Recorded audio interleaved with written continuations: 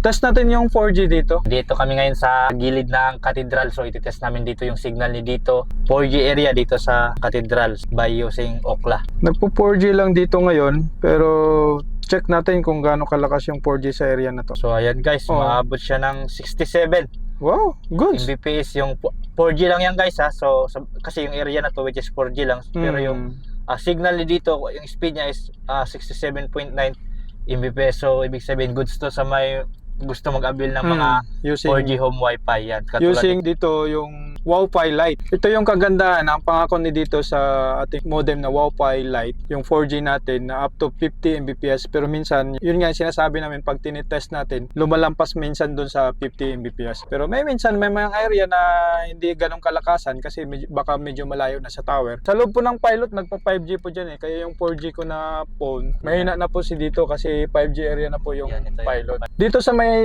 Manalo Street, sa may harap ng pilot school, malakas po itong Ultima up to 500 Mbps. sa speed test natin yung 5G kung ilan nga ba ang kanyang Mbps. Ayan. Lakas talaga. Ayan, nakita nyo naman guys, 496 Mbps yan. So gusto na gusto sa gustong mag-avail ng 5G modem namin, yung prepaid o kaya yung postpaid modem namin.